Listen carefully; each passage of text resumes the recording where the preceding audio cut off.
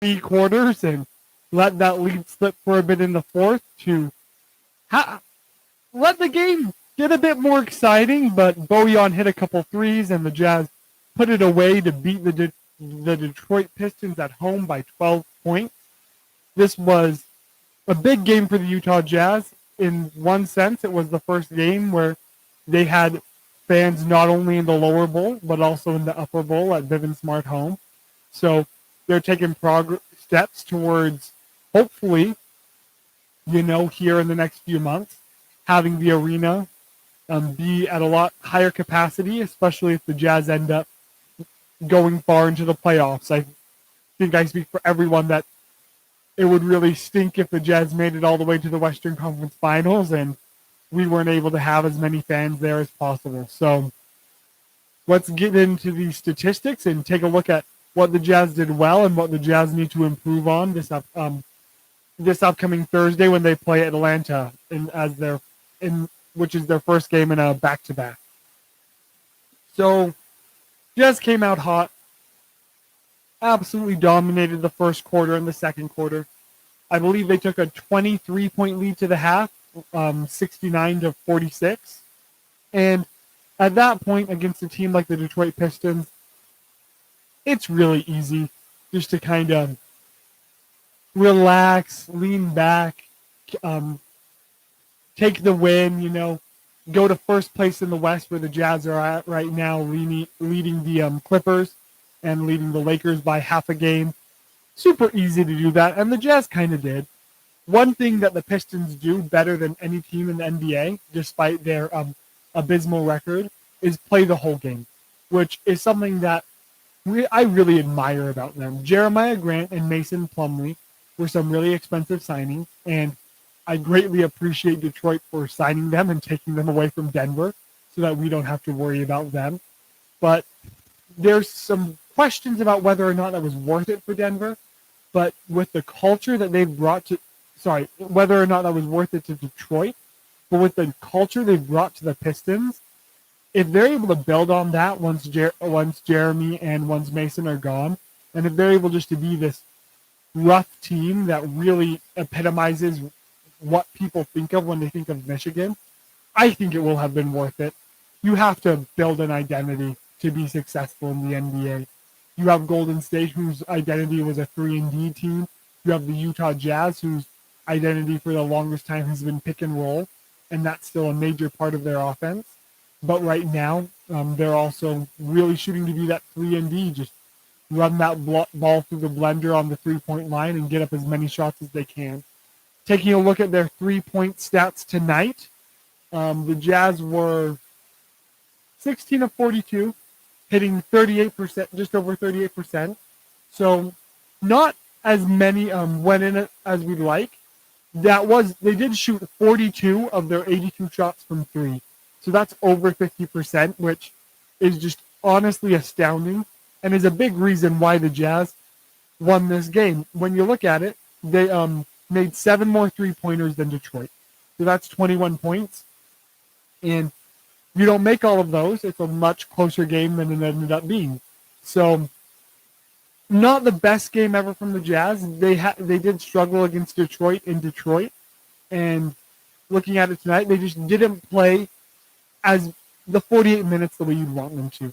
Do I think it's a horrendous thing? No. I think they're going to turn around in a couple days, beat the Hawks again, and just start off another win streak and look to cement their first place position in the West before they enter the gauntlet. I heard today that per strength of schedule, the Jazz have the hardest. I'm so sorry, I don't know what's in my throat, but they have the hardest remaining schedule to the first half of the season, with games against Boston, a couple games against the Clippers, a game against the Lakers. You've got to play the 76ers. You have to play the Heat, who might be getting back on track. So the Jazz really need to win all the games they can, which is a pretty notice statement, but especially right now. They're entering a stretch where, frankly, as Jazz fans, the expectation should be for them to go over 500, and we should hope for more. So if they're able to win 70% or 80% of their games across that stretch, they're going to cement themselves as the team to beat, which is something that I did not think I'd be saying about the Jazz this year. I, at the beginning, had some high hopes, and then they went 4-4, and I was like, oh, what's going to happen here? Are we off to another rough start? And now they went 12-1 after that to be 16-5 and be at the top of the West. So honestly, not the best game, but it was amazing to see Donovan score 35 points, go 4 of 7 from 3, see Bojan hit some clutch shots, even though I believe he only ended up scoring 18 points tonight. Let me double fact check myself on that. Yeah, he scored 18. Mike Conley was the team's second leading scorer with 20. So, again, not the best overall game, but the Jazz were able to show that they were the better team against a really chippy Detroit Pistons team, but the Pistons didn't have enough gas in the tank to come and beat the Utah Jazz in Salt Lake City. So that was absolutely just an amazing game. Please hit the like button, and I'm about to go here to the comments in a second. So let's talk about the Jazz. Where do you think they're going to go? How do you think they're going to do in their next few games? And what were your main concerns tonight as they won what ended up being a closer game than expected against the Detroit Pistons? So Marcus Mailing hopped on. He said, epic video, dude. Thank you so much. Really appreciate that. Thanks for tuning in. Troy said that was a nice win. Those Pistons turned the game in the foul drawing match. Yeah, they honestly had a really great game. Donovan ended up struggling a bit from the line late. Should have put up more than 35, but 35 points was enough. The player who really had the roughest game was Gobert, who for the second time this season wasn't able to get into double-digit rebounding. He was 2 for 4 from the field. Now, he did shoot 5 of 6 from the line. So hopefully he's getting on a hot streak and he can continue that, not just end up staying at the 50% he's been at this season. If he was able to get up between 70 and 80, that would just be a major boon for the Jazz and could possibly lead to him getting the ball inside more. So today was a good game to have a good day to have a bad game. Hopefully he got that out of the system and he's able to keep grabbing those boards and putting up those shots. So Ballin' All Day said that was scary at the end. Yeah, I had written the description for the game with about 8 minutes left in the quarter. I wrote the YouTube description getting ready for this live stream, and I was really concerned that I was going to have to change it to talk about overtime or to talk about the Jazz absolutely blowing a game. So super happy that they won that, and overall just really amazing to see them have that resilience at the end. Obviously, you want them to put it away. I'm sure I've said this about a million times this episode, but it doesn't always happen.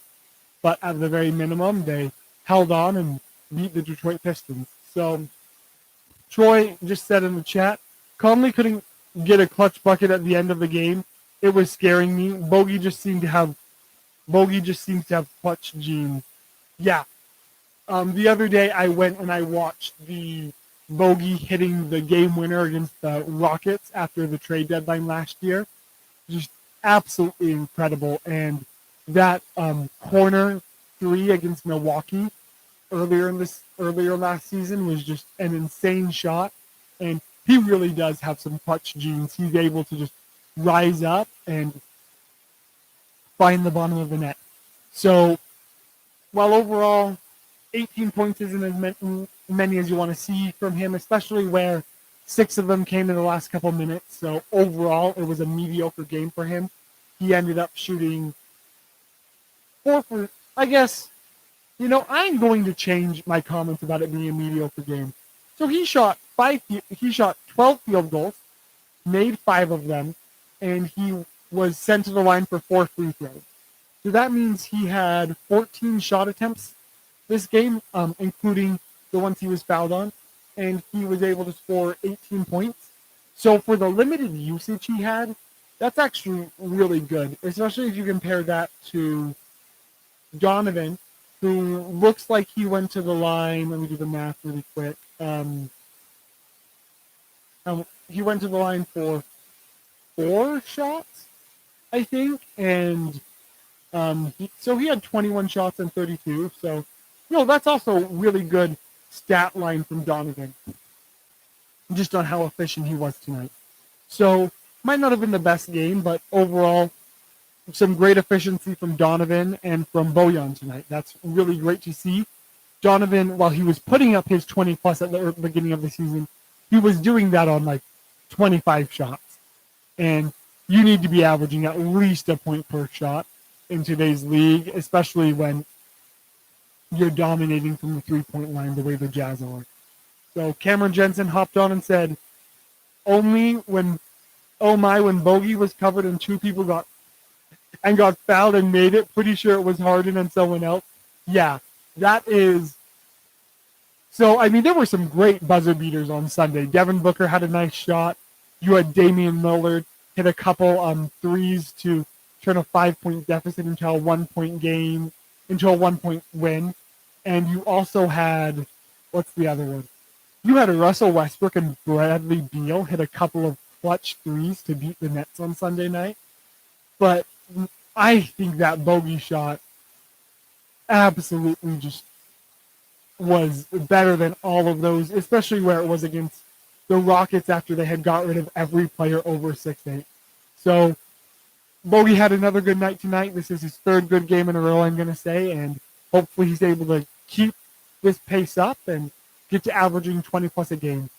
Like I've said before, if we're able to get Conley, Bojan, both up around 18, 19, 20 points a game, and Mitchell's able to get up to 25, 26, this team's just going to be unstoppable. Still super excited for the Lakers game on the 24th to see where they stack up in that matchup. But there's really not a team in the league that I wouldn't give this Jazz team a strong chance to win. So thank you guys so much for tuning in. This was a close match. If you have anything else, please leave that in the live chat and I'll hit that up. But this has been another live stream for Called Bank Sports. Join us Thursday night after the Atlanta game. And go Jazz!